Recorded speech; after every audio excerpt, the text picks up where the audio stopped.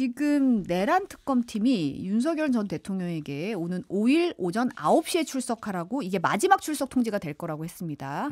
근데 이번에도 출석 시간 놓고 이 난리인데 윤 전 대통령 측이 10시에 나가겠다고 하니까 특검이 이제 1시간 늦춰서 10시에 나가겠다고 하니까 특검이 수용하지 않는다고 밝혔죠. 윤 전 대통령 측이 오늘 무슨 말을 했냐면은 나갈 건데 오전 9시 정각에 도착하지는 않을 것 같은데 10분에서 20분 정도 늦더라도 출석해서 진술하겠다. 기본적으로 출석을 피하는 입장이 아니라 적극적으로 가서 진술한다는 입장이다. 불출석은 걱정하지 않아도 된다고 했다는 거예요. 예, 이게 무슨 아니 상식적으로 음식점 예약도요 10분 20분 늦으면 노쇼로 예약이 취소되는데 아니 9시에 나오는 게 그렇게 힘든 일인가요? 9시 출석 10시 출석 갖고 이게 이렇게까지 할 일인가 싶거든요. 그러니까 음식점 예를 드셨으니까 9시에 가겠습니다라고 했는데 그날 부득이하게 늦으면은 저희가 한 10분 20분 늦을 것 같은데 죄송합니다. 빨리 갈게요. 뭐 이렇게 하는 게 그냥 상식이잖아요. 그리고 그거를 미리 정해서 나 10분 20분 늦을 거야 하고 9시에 예약하진 않잖아요. 이런 시간 협의를 할 때. 황당한 거죠. 황당한 건데 이게 그러니까 진짜 상식의 영역에서 일단은 이해가 안 되고 뭐 이거의 배경들은 일단은 뭐 신경전으로 보는 분들이 많아요. 그러니까 특검이 하는 대로 끌려가지 않겠다. 이 특검 수사가 나를 처벌하겠다라는 윤석열 입장에서는 나를 처벌하겠다라는 건데 내가 여기에 협조를 할 필요도 없고 시간은 정해져 있으니 최대한 지연 전략을 쓰겠다 뭐 이런 걸로 보여요. 근데 도대체 이제 미스테리는 이 10시를 왜 고집하느냐. 왜 이렇게 10시에 집착하느냐. 제가 이제 또 이 풍문으로 들었어 뭐 이런 평론 잘하잖아요. 네. 그래서 이제 세 가지 썰을 좀 말씀을 드리면 세 가지 썰이요? 네. 네. 첫 번째는 습관설입니다. 습관설. 그러니까 이 모든 지금까지 대통령이 되고 나서도 모든 신체 리듬이 10시 이전에는 활동을 해본 적이 한 번도 없는 거예요. 그러니까 대통령 때도 그때 빈차로 이렇게 뭐 관저로 저기 집무실로 보내고 오후에 나갔다라는 거 아니에요? 경찰이 그래서 죽겠다고 맨날 2번 간다고. 그러니까 이 시간대는 활동을 한 적이 없다. 그리고 지금 재판도 10시예요. 시작이. 그러네요. 예. 중앙지법에서 10시에 하니까 나의 생체 리듬상 나는 도저히 9시에는 안 되겠다라는 게 이제 하나의 1번 습관설. 2번이 이제 숙취설입니다. 숙취설. 예, 밤마다 이제 내가 왜 그렇게 됐을까? 이제 언제 내가 또 술을 먹겠냐라고 하면서 통음을 해 가지고 도저히 이 시간에 깨지를 못한다. 뭐 이게 이제 2번 숙취설이고 3번이 이제 주술설이에요. 주술설. 이게 주술설이 뭐냐면은 누군가가 10시에 나가야 된다. 9시에 나가면 흉하다. 10시가 길하다라고 얘기를 해서 이렇게 고집을 이제 부리는 거다. 그래서 굳이 9시를 피하려고 9시 10분이나 20분에 나가겠다. 뭐 이렇게 얘기해서 어느 게 맞는지는 솔직히 모르겠습니다. 뭐 다른 이유가 있어요. 그냥 뭐 신경적일 수도 있는데 이 느낌은 점점 주술설이 힘을 얻지 않나. 굳이 10분, 20분에 9시를 피하겠다고 이렇게까지 해야 되나? 지금 나이트 가디언님은 내란 수계 혐의자가 생체 리듬을 찾는 게 말이 안 된다라고 하셨고 수봉님은 아니 보통 10분 일찍 와야 되는 거 아니냐라고 지적을 하셨습니다. 이거 뭐 무슨 MG 오피스님 무슨 프로그램들 보면은 9시 좀 10분 일찍 오지 그러면 저 퇴사하겠습니다. 뭐 이렇게 시간 맞춰서 뭐 오라고 하면 그러니까 일찍 오라고 하면 퇴사하겠습니다. 거의 그 느낌이에요. 그러니까 이게 뭐 하는 짓인지 모르겠어요, 진짜. 예. 지금 심우정 검찰총장이 오늘 오전 비공개로 열린 퇴임식에서 검찰의 공과나 역할에 대해 비판이 있을 수 있다. 국민 기본권 보호를 위한 필수적이고 정상적인 역할까지 폐지하는 것은 옳은 길이 아니라고 이제 검찰 개혁에 대해서 이제 반발하는 메시지를 냈어요. 근데 이제 오늘 마지막 출근길에 기자들이 특검 수사 대상 됐는데 어떤 입장인지 묻는 질문을 했는데 여기에는 아무런 답도 안 하고 그냥 청사로 들어갔더라고요. 그러니까 뭐 제가 이제 궁금한 거는 그거예요. 국민의 기본권 보호를 위한 필수적이고 정상적인 역할까지 폐지를 한다고 이미 결정이 됐나요? 그러니까 이거야말로 이제 답정너잖아요. 물론 이제 민주당에서 나온 안에 대해서 뭐 딱히 만족스럽지 못하고 뭐 불만도 있을 수 있다고 봅니다. 근데 이거는 마치 이게 이쪽의 프레임이거든요. 지금 민주당이 하는 거는 국민의 기본권을 지금 제한하고 국민한테 피해가 가는 검찰개혁이다라고 주장을 하려는 건데 아직 이게 완성된 것도 아니고 물론 여러 가지 방안도 있고 특히 수사기소를 분리하겠다라는 대전제 원칙이 있긴 하지만은 게다가 법무부 장관이 이거는 야당도 납득할 수 있는 검찰개혁을 하겠다. 검찰 조직 해체란 말은 적절하지 않다 뭐 이렇게 얘기를 했잖아요. 이거는 본인이 좀 사실상 약간의 뇌피셜을 섞어가지고 프레임 전쟁을 하고 있다라는 거고 또 하나는 뭐 다 떠나서 심우정이 할 얘기는 아닌 것 같다. 그 생각이 본인이 언제부터 그렇게 국민의 기본권 보호 김건희 보호로 했겠지. 그래서 불기소하고 뭐 이렇게 비화폰으로 통화하고 뭐 이런 걸 했겠지. 언제부터 그렇게 했는지 뭐 의문이에요. 그래서 뭐 본인이 주장하고 싶은 거는 뭐 그런 것 같은데 이제 수사 받아야 될 것 같다. 심우정 전 총장도. 지금 법무부 검찰 고위 간부 인사를 어제 오전에 전달받은 게 이제 사직의 결정타였다. 이런 언론 보도가 좀 나오고 있는데 지금 어제 검찰 고위 간부 이재명 정부의 첫 검찰 고위 간부 인사가 단행이 됐는데 좀 주목되는 점은 친윤 특수통 양석조 서울 동부지검장이 물러났는데 반윤의 대표라고 할 수 있는 이문정 부장검사가 검사장으로 파격 승진해서 그 자리에 갔어요. 그러니까 어제 이제 이게 어제 그제 있었던 일들이 이게 지금 법무부 장관이 없잖아요. 이게 검찰 인사는 법무부 장관이 검찰총장과 협의하여 대통령에게 제청한다 이렇게 돼 있거든요. 그래서 윤석열 검찰총장 시절에 문재인 정부 때 추미애 장관하고 검찰 인사를 상의를 협의를 했네 안 했네 뭐 이게 패싱이네 아니네 막 그랬잖아요. 근데 이거는 이제 패싱인 거죠. 그러니까 뭐가 뭐 정치적 용어인데 패싱이 맞죠. 그러니까 왜냐하면은 법무부 과장이 들고 온 거잖아요, 그렇게. 그러니까 사실은 법무부 장관이 협의를 해야 되는데 법무부 장관이 지금 없는 상황이에요. 그러면은 이거 과장이 들고 왔을 때 이거는 패싱이구나, 나를 이제 완전히 무시하는 거구나, 내가 더 직을 유지하기 어렵겠구나라는 거를 한 거고 저는 뭐 예전에 얘기했지만은 이미 3특권 1호 법안으로 통과시킬 때부터 심우정 더 나가. 이 시그널이었다라고 제가 얘기를 했잖아요. 지금까지 좀 버텼다 제가 보기에는. 어떤 희망을 가지고 한 건지는 뭐 아니면 버텨야 될 이유가 있었는지는 저는 모르겠으나 어쨌든 지금까지 버텼다라는 생각이 듭니다. 뭐 임기제 검찰총장을 흔드는 게 맞느냐 이런 비판도 있을 수 있지만은 다른 것도 아니고 이게 내란과 관련된 거면은 저는 뭐 사실상 교체를 하는 게 맞다 이런 생각이 들고요. 지금 이 인사는 사실은 대통령이 직속으로 한 거라고 보는 게 맞아요. 왜냐하면 법무장관이 없잖아요. 그렇죠. 이거는 그러니까 다만 대통령이 디테일한 사람들을 다 알지는 못하니까 봉욱 민정수석이 주도를 해가지고 대통령의 의중을 실어서 한 거고 그래서 이게 지금 먼저 이제 이번에 인사가 나기 전에 먼저 쫙 사의 표명을 했잖아요. 그렇죠. 네. 제가 뭐 이렇게 전해 들은 바로는 봉욱 민정수석이 다 전화를 해가지고 예를 들면 동부지검장 양석조한테 전화해가지고 더 이상 자리 없다 이제라고 얘기를 하니 사의 표명 이런 식으로 한 명씩 다 이제 쭉쭉쭉 나온 거래요. 이제 이게 그러니까 본격적으로 법무부 장관이 임명되고 검찰총장이 임명되고 쫙 이렇게 큰 인사가 나기 전에 시그널들을 좀 보내야 될 필요가 있다라고 해서 이렇게 한 것 같고. 거기에 이제 이문정 부장검사를 앉힌 것도 이제 굉장히 의미가 있죠. 왜냐하면은 검찰 개혁을 어쨌든 내부에서 굉장히 검찰의 어떤 자기의 비리를 자기가 감싸드는 것에 대해서 가장 적극적으로 문제 제기를 했던 사람이고 이문정 검사가 본인은 굉장히 피해를 많이 입었다고 또 주장을 해왔어요. 그러니까. 근데 부장검사 다음에 차장검사고 차장검사 다음에 검사장인데 검사장들도 약간의 이제 상하가 있어서 지방검사장부터 하고 서울에 있는 검사장들을 시키는 게 일반적인데 이거는 한 2단계 정도 뛴 거다. 이 느낌은 제 느낌으로는 그 정도 충격파는 아니지만은 윤석열 서울중앙지검장으로 발탁했을 때 약간 그 정도로 약간 파격 그리고 한동훈 법무부 장관 발탁했을 때 약간 그런 느낌이에요. 그러니까 이게 약간 여기에 좀 강하게 힘을 실어줬다. 그렇게 그러니까 뭔가 개혁 의지, 검찰 개혁 의지 우리 약해지지 않았어. 이거를 보여주려고 좀 이렇게 한 것 같아요. 네.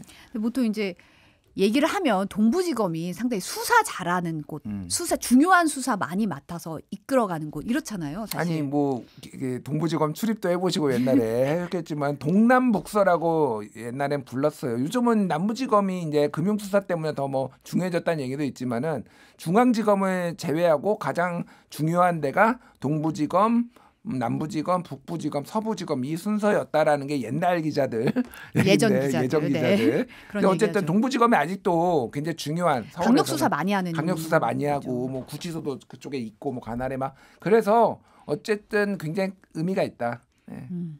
앞으로 좀 봐야겠네요. 지금 김건희 최상병 특검이 오늘 오전에 현판식 열었고 본격 수사에 착수했습니다. 결국은 김건희 씨 소환 언제 이뤄지냐. 구속영장 언제 청구할까. 이게 관건이잖아요. 어떻게 전망하세요? 그러니까 이게 워낙 많아가지고 워낙 의혹이 많죠. 워낙 의혹이 많거든요. 16개잖아요. 뭘로 칠까? 16개 중에 제가 보기에는 최소한 한 번 부르면은 4-5개는 해야 돼요.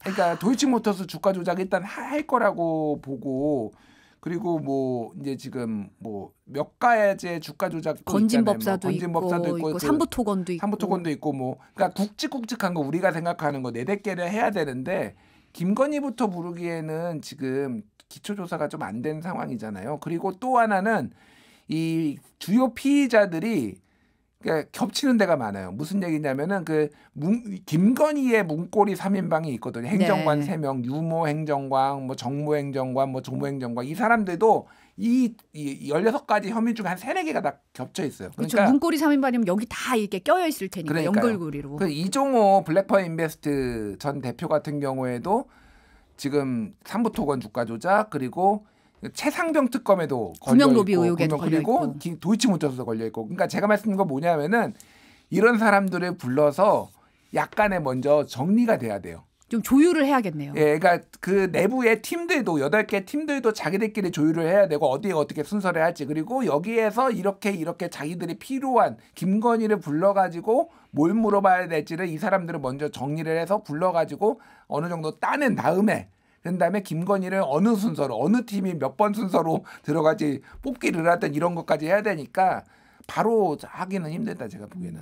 예, 바로 하기는 힘들고 빠르면은 다음 주에 좀 후반부 이때쯤 아니면 다다음 주가 될 수도 있겠다. 김건희 소환은.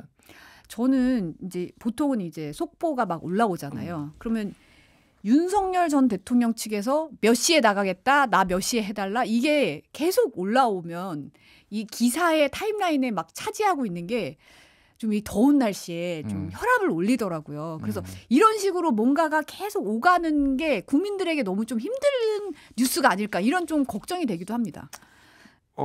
뭐 이제 분노는 나의 힘 뭐 이럴 수도 있으니까 부글부글 끓는 거에 동력을 가질 수도 있는데 그러니까 이거는 어쨌든 근데 시간이 정해져 있는 거고 특검이란 수사 기간이 정해져 있고 수사 기간이 정해져 있고 뭐 기다리는 수밖에 없는 거죠 사실. 예. 지금 추가 경정 예산안 놓고 그제 예결위에서 이제 요 여야가 공방이 좀 벌어졌는데 조정훈 의원, 국민의힘 조정훈 의원의 발언이 여러모로 주목을 받았더라고요. 저희가 영상 준비했으니까 잠시 영상 보고 올까요? 왜 그런 거예요? 민주당만 집권하면 부동산이 폭등하는 이유가 뭡니까 도대체? 뭐 특정 정당하고 부동시장을 직접 관계하기는 어렵습니다만은 하여튼 사실이잖아요. 역사적으로 보면 민주당 정부 시절에 부동산 가격이 올라간 건 사실이죠. 예, 다른 상황이 있었습니다. 차관님, 제 질문하고 있습니다. 예. 제 질문하고 있어요. 예, 질문하셔서 답변을 드립니다. 네, 인천 부평갑 노종면 의원입니다. 앞서 존경하는 조정훈 의원님 말씀 듣고 준비하지 않았는데 몇 말씀을 좀 드려야 될 것 같습니다. 우리 박상우 장관님. 예, 국토교통부 장관입니다. 네, 언제 취임하셨죠? 23년 12월 3일 취임했습니다. 그럼 1년 6개월이 넘으셨네요. 예, 그렇습니다. 예. 어떻게 여당 의원이 얼마나 일을 안 하셨으면 그 당시 여당이었던 얼마 전까지 여당이었던 정당 소속 의원께서 장관님 얼굴도 모릅니까? 네, 반갑습니다. 울산 남구갑 김상우 의원입니다.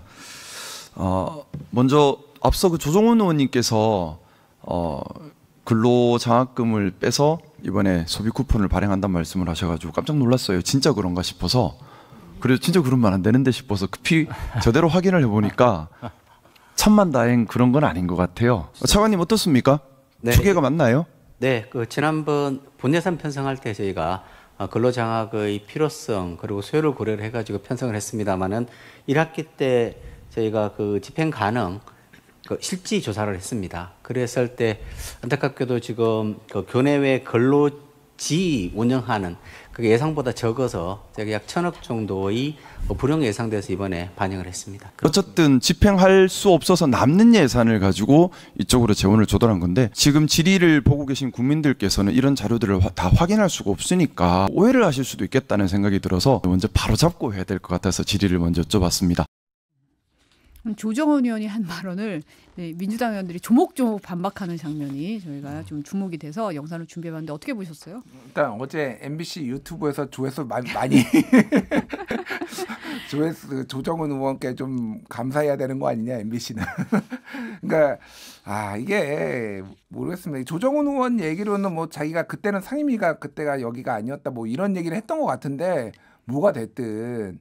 이게 좀 뉴스를 보면은 지금 문재인 그러니까 그 윤석열 정부의 지금 국무위원 중에서 지금 남아 있는 게 문체부랑 국토부잖아요. 그러니까 다 뭐 좀 정치 저관여층은 모를 수도 있어요. 누가 임명되고 누가 남았는데 국회의원 정도 되면 알아야죠. 지금 누가 남았는지를. 그리고 이제 장관인지 차관인지 얼굴을 모르는데 이게 처음부터 누구를 불러가지고 누구를 얘기하는지를 국회의원이 알아야 될 거 아니에요. 그러니까 근데 그냥 이거는 목표가 왜 뭐 진보 정권이 민주당 정권이 되면은 이렇게 오르느냐 이 얘기만 딱 하고 싶어서 그걸 프레임으로 만들고 싶어서 그런 건데 아니 뭐 한 달 됐는데 이게 뭐 책임이 있다고 하더라도 모두의 책임이죠. 그러니까 이 정부 저 정부 다 책임 있는 거 그거를 관리를 어떻게 하느냐가 중요한 거지 그게 뭐 오른다는 거를 가지고 뭐라고 할 수 있겠냐 그 생각이 들어요. 그래서 어쨌든 좀 준비 좀 하셔라라는 얘기를 밖에 못 드리겠네요. 그러니까 조정은 의원 이게 굉장히 젠틀한 이미지로 너무 이렇게 좀 준비가 안 된 모습이면은 이미지 타격이 더 크다 이게. 그러니까 원래 좀 속칭 무대 보인 사람이 그러면 그러려니 해요. 근데 굉장히 젠틀하고 뭔가 날카로울 것 같은 사람이 이렇게 허술하면은 좀 정치적으로 타격이 있지 않나 그 생각이 들어요. 네. 지금 어제 또 화제가 된 영상 중에 하나는 나경원 국민의힘 의원 농성장에 김병기 더불어민주당 원내대표가 찾았던데 이 두 분이 이제 동작 갑을 지역구로 이제 동작 남배다 뭐 이렇게 불리기도 했는데 나경원 의원이 이제 김병기 의원한테 이러더라고요. 그냥 여기 앉아 있는 것도 되게 힘들다. 누가 바캉스라 그랬냐. 에어컨도 안 틀어주면서 나 세금 안 쓴다. 이러니까 김 원내대표가 틀어드릴게요. 이러고. 또 뭐 동작남매라고 그러더니 엄청 고생시키고 뭐 김민석 총리와 이제 총리 후보자랑 대화하는 게 공개되니까 지지자들이 너희들끼리 친하냐 이러면서 댓글이 엄청 달렸다고 뭐 이런 얘기 하더라고요. 나경원 의원의 이 행보 어떻게 보십니까?